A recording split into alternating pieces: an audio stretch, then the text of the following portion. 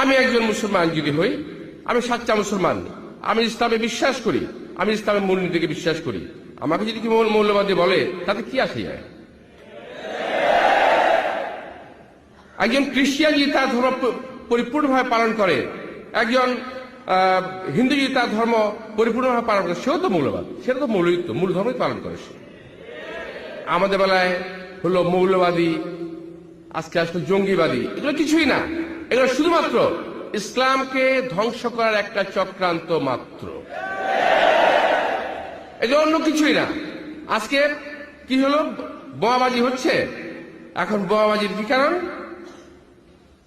একমাত্র সরকার যদি ক্ষমতা পদত্যাগ করে, কোন সরকার? জোট সরকার পদত্যাগ করলেই বোমাবাজি বন্ধ হয়ে যাবে। তার মানে কারো না কারো পকেটে আরো অনেক বোমা আছে, যতক্ষণ পর্যন্ত পদত্যাগ আমরা না করছি ততক্ষণ বোমা মারতেই থাকবে। কার পকেট থেকে বোমা আসছে আমরা জানি, আমরা বুঝি, ধরার চেষ্টা হচ্ছে।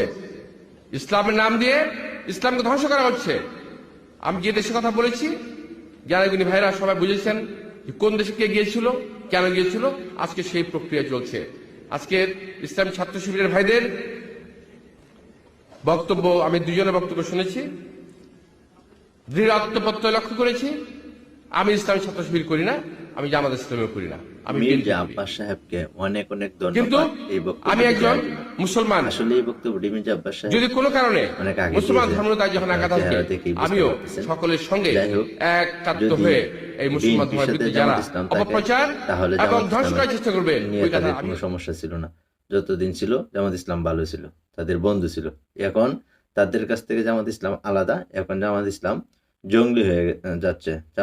জামাত ইসলাম এখন মৌলবাদী, ঠিক আছে। এখন জামাত ইসলামের কথা বলে তারা নাকি ধর্ম নিয়ে রাজনীতি করা শুরু করছে।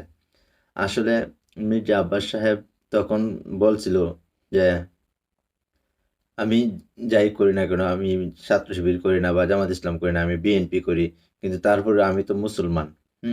এই এখন মির্জা আব্বাস সাহেব আসলে কি, আমি বিষয়টা জানি না।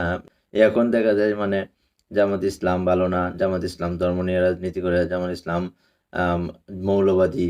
আর রাজাকার বয়ান তো আছেই, যেটা আপনার আধিপত্যবাদ শিখিয়ে দেওয়া বয়ান, যারা ফেসিস্ট আমলের বয়ান, যারা ফেসিস্ট ছিল তারা এই রাজাকার বয়ান করে আমাদের নেতৃবৃন্দকে জুডিশিয়াল হত্যা করে, এত কিছু করার পরেও তাদের শিক্ষা হয় নাই, তারা সেই পুরনো রাজনীতি নিয়েই পড়ে আছে। বিএনপির আসলে রাজনৈতিক দেউলিয়া হয়ে পড়ছে। তাদের রাজনীতি তো নাই, তারা কি নিয়ে রাজনীতি করবে? আমরা চাই বিএনপি অচিরেই একটা